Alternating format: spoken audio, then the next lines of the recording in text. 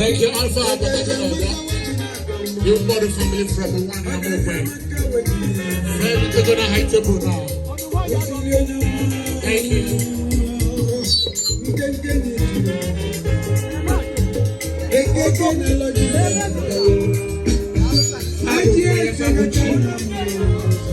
Ichie, ice water. Thank you so much. I want to go even the other Ichie will be here. No, can they leave you before? Do not want to quit. Do not want to quit. Question. Anybody to quit. Anybody to quit. Or that's a quit. Who want to quit? Who want to quit? I want to shoot. Ben Babaka.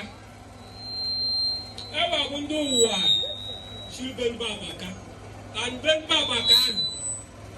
I want to Ben Babaka. So now, Papa Toss, go now you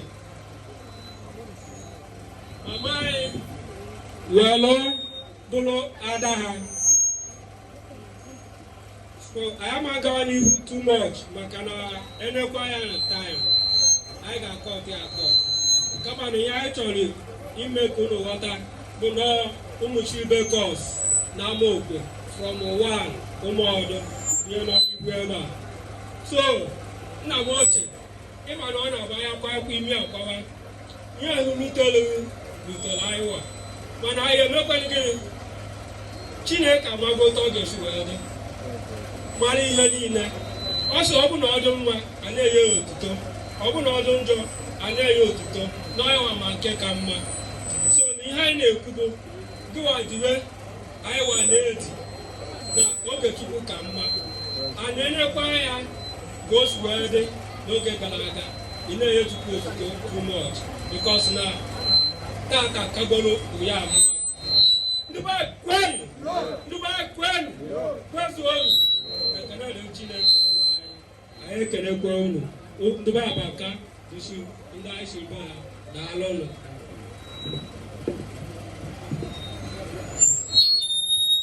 Well, thank you so much. Because I came all the way from Kano, East Enugu State, Nigeria, to come and become his race. Hey, Chicho Agency. Nigeria, God bless you. God bless you so much. I'm going to show you because in my Bible, we're able to table here prosperous. Eneh, one for Amokwe, USA. Thank you so much. We are here in large numbers to come his reign with the great family. Thank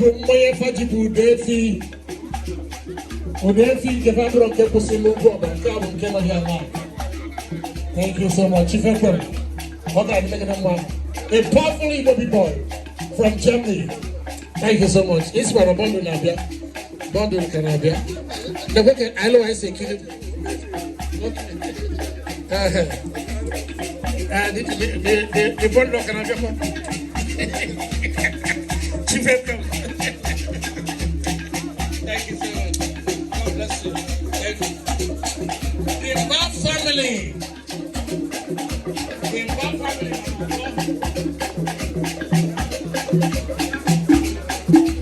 I feel to Canada, man. To go to the glory. In loving memory of the great son of Amokwe, who has gone to bed with the light.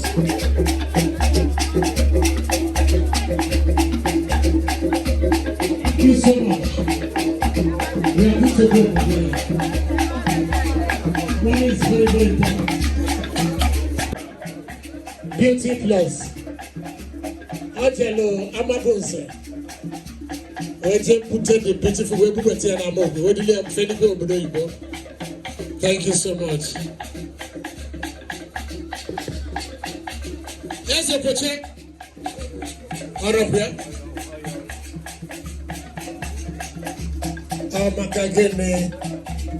Because of my wife, I have to stand up. Thank you so much. Thank you. Thank you so much. May God bless all of us. Okay. DJ Tigo again. DJ Agency internationally. I want for.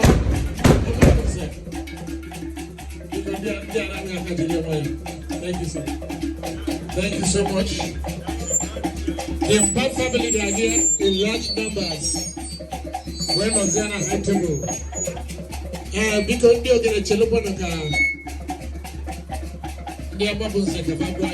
I know how to go. Thank you so much. Thank you. Thank you so much. Thank you. Daddy, you're welcome. Amokwe. Amokwe zonu. Amagunze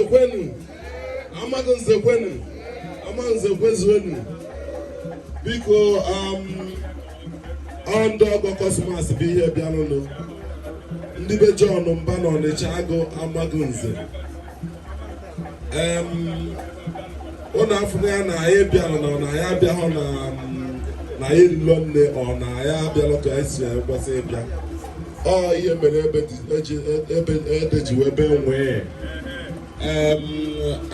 need one of our brother, 26 years old boy, a soldier. So it's all the way from Kaduna. We bring 43 Battalion Kaduna Infantry. We bring there today. So after the bill, I do Biaba. So and I can go nka but nka be atakwasa so ndami we gwa anyị na obu na anyị fe road today onwe ha ga-eme so we have to accept so because I na customers na gidibe nage obiri mba ofuma ka nka o nwere ezigbo agwa ka nsuru efoto ya mo personally I've gone there several times, so I'm a William. So, as you know, I'm not as you know, I'm news is so good. The governor pays over the Tia Canadian. So, because what's going on there? Cabo or Bunefi, Cabi and I say, with Maya I na say na Omodibe. So that's why I will go microphone there. Oh yeah, nice of you. For my uncle. Just say one or two things. Amokwe. Yeah. Where's the one?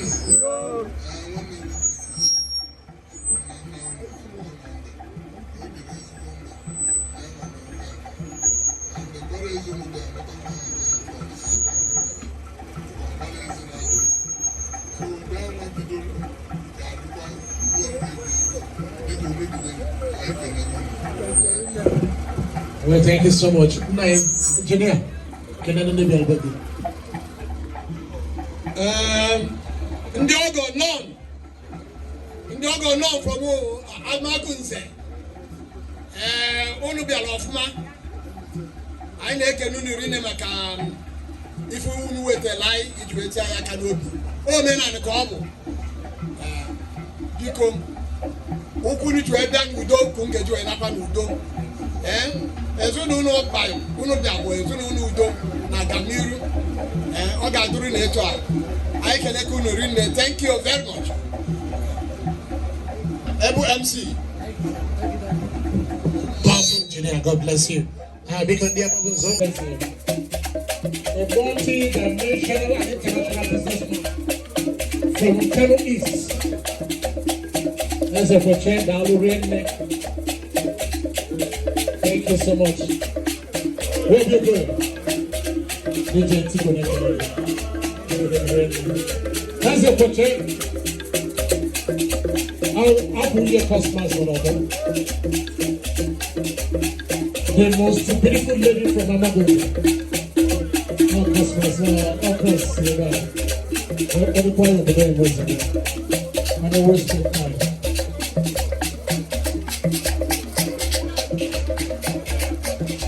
My people, my people. Ndi Wadaru, Rene, Daluno. Thank you. But that would have been Sunday, all the is for Ego. Ego, your boss. Ego, Chrono. What about Ichie? Thank you so much. Thank you. Kenny, Chief Accountant to your customers. I hope you are taking care of it. Everybody. What is son of Kano? Kano was a big money. Thank you so much. MC Kennedy. It is a mere case everywhere. Permission is allowed. If I have Papa with dollars. Nigerian currency transferred to dollars. British pounds. Thank you. 1 minute number. Thank you so much. As a picture. MC Kennedy. East African boutique. Kenele Mulaloye. Dikelet yo. Dokas. Gene Kamau. That's a Mukadoline Papa. Jonas. Gene Kao. Gene Mando. Oya Dalema. Kenele Mumamaye. Lolo Mary. Gene Kamau. One day, I got you ready.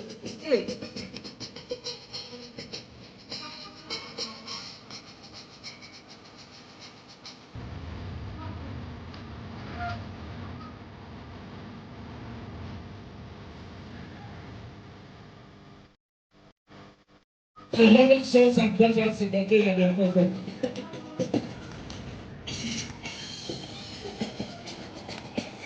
I can see Oliver West and Ejigbo, Deputy Commandantic Corps, Head of Operations, CDC, National Headquarters Abuja, Nigeria.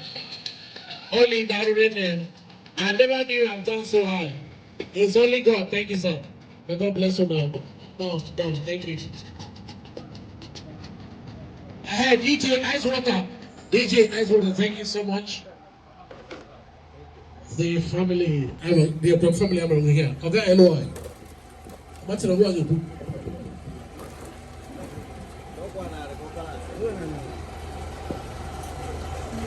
Because ndị na-ebe a bụ ndị Ogbuagụ etiti obere agụ mana in the exact local government area of Enugu State, Nigeria. Ndị ezinụlọ ha shibu Paramount Chief Oga na-ekwekwem, please. Paramount Chief Oga na-ekwekwem. Chile obere agụ mana achụ mana na-eri. Ezinụlọ ha shi. Akwụkwọ nsọ gwara ya si ma nwanne gị na-aghọrọkwa soro ghara ihe ma nwanne gị na-ebekwa akwa soro ebe nke anyị nọbụ ndị bụ His Royal Highness Igwe Joseph Igwe na-aga eme bụ State Father Ichie Nicholas Eneh bụ ka anyị si ha udo kasie ha maka ha bụ ndị ọgọ anyị ha bụ ezigbo ọgọ anyị kakwana ezigbo nwaanyị nke gbara mbọ n'ezinụlọ wee nweta agịrịga nwoke anyị na-ahụ bụ Prince Cosmas Eneh ikwu na ya bụ His Royal Highness Paramount Chief Oga na-ekwe ọ mara nne ya bara nna ya ochie so anyị bịara isi unu ndo otu anyị si ebe ka anyị si ebe mana nke taa abụchaghị na a na-ebe akwa ọ ga echeta ka o si wu nke esi ji ya memori anyị wee sị na anyị ga-abịa n'ohere unu kwanyere unu ugwu maka na unu bụ ezigbo ọgọ ezinụlọ be anyị unu bịa n'ụwa ahụ doro unu mma maka na mgbe esi ndị ga-asị eto ogbe na eto onwe ezinụlọ ndị be ekwem doro unu mma abụ mmiri ọ na-ekwu otu seri n'ike bịafọ ndị ụka anyị dododo unu anyị ji esu life ọgbọ nke ụdị esu anyị ji esu life cow mmanya ji ihe ndị ọzọ niile wee su unu biko unu n'ihe mere unu mere anyị kata ekwekeda na mụnwa kwuru ebe a kenere onye izi ihe mere maka ọ bụrụ na onye izi ihe mere ji ekwu ụdọ gbuo onwe ya ọ sị ihe mekọ mmadụ kekwu onwe ya mana onye anyị na-ewe ụtọ dị Jesu. Biko ndị Amokwe anyị bịa bụfa achọrọ ka unu kene ndị bịara obodo.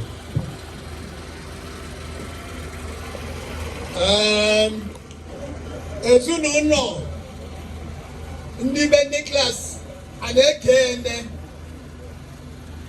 si na Anieke obodo ịkpa anyị ncha obi ajụ na-awele ọnụ ajụ na ekene maka ndị ọga anyị si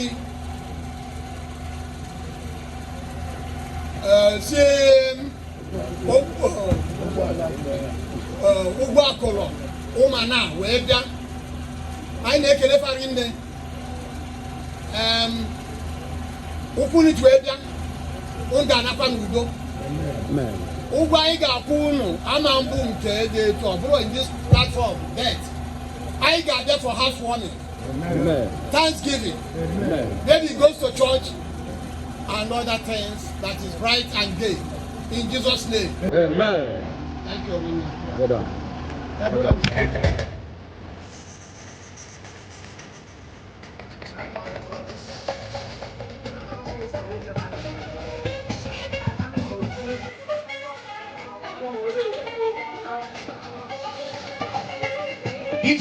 DJ, thank you so much because DJ when you were because Monday this will be Enugwu-Agu as I had to go reading Hachi and Baluna high table. They are here to come is ready with the entire family, but especially the head of the family. That's the first son of late Nicholas Anieke and Ichie is a title holder when he was alive. Thank you so much.